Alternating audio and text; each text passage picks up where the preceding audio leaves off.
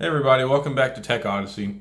So today I'm here with a bit of a surprise even for myself. I wasn't planning on going to get the new iPhone, but I stopped by and I persuaded myself along with the salesman and my wife who was telling me just shut up and get the stupid thing, I don't hear about it anymore. So today I'm doing an unboxing video of the iPhone XS Max, or the SMAX, or the XS Max, or what do you want to call it? There's so many different names floating around for it. I don't think that publicly anyone's really decided on what the nifty name is going to be for this, but this is the XS Max.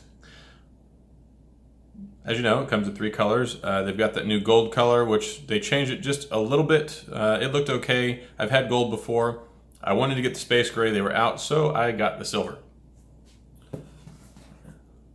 A little bit about the phone, if you're not familiar with it, or even if you are, I'm going to go ahead and run down the specs just because, one, iPhone and Apple, they're not terribly transparent with their specs, which is something that's important to me and probably to y'all as well. So before I take this out of the box, it's running the latest and greatest A12 Bionic Processor, which is supposed to be light years ahead of anything else. It's supposed to be even more powerful by leaps than the Snapdragon 845. I'll have to test that out.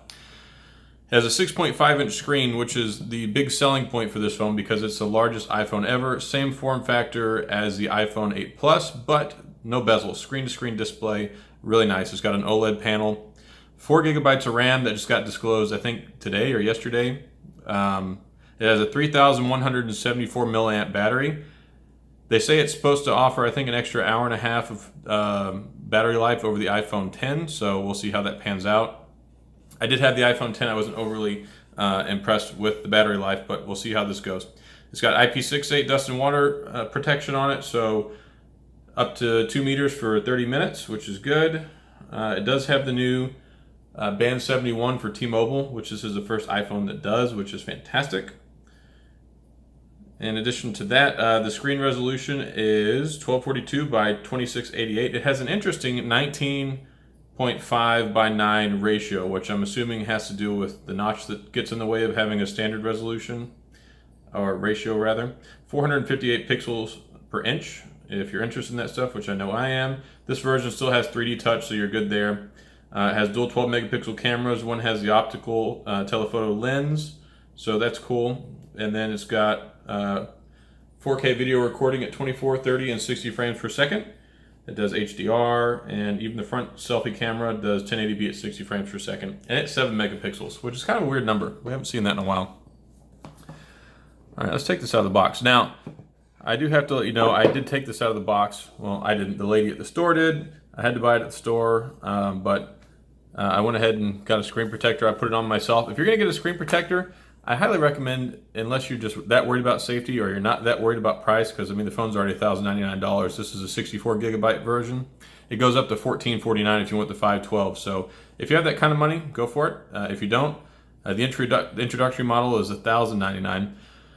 This is an Insignia screen protector I got from Best Buy. It even came with an installation tray, which was the first. I think for one, it was $12.99, and if you want to get a 2-pack, it was $19.99, and I'm very happy with it. Went right on. I cleaned it like I did the other way that I clean all my other screen protectors.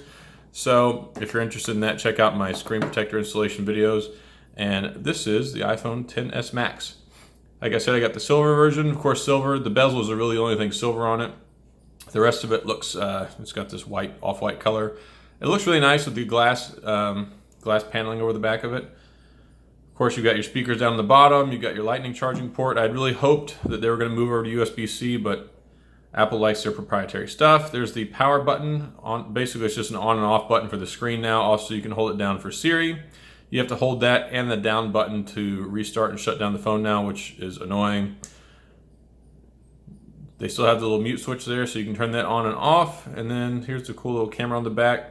I read that the camera size on the bezel is just a little bit larger than the one on the iPhone 10. So if you have a 10s and you want to use your 10 case, it may not work. I don't know. Go ahead and, if you try it, let me know in the comments if it works. I don't think it will. And of course, this is brand new, so you're not gonna have any old cases for it. They still have the Apple logo there.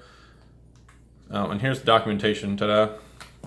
Now, if you were surprised about what's going to be inside this box, well, they haven't really changed that in like 6 years. So here's the earphones. Ta-da!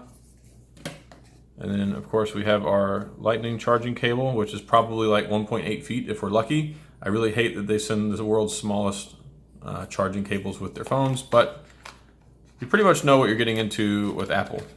And their way of doing business is charge you for everything. And then here's the tiny little power brick, and I don't even think it's quick charge. Let me look at this. The lettering's so small I can't even make it out. 5 volts, 1 amp. So it's going to take you like 8 million hours to charge your phone with this. If you're interested in looking at some other chargers, I highly recommend it because this will charge your phone like molasses.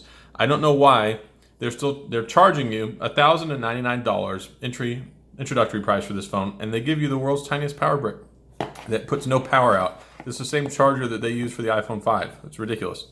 So there's that.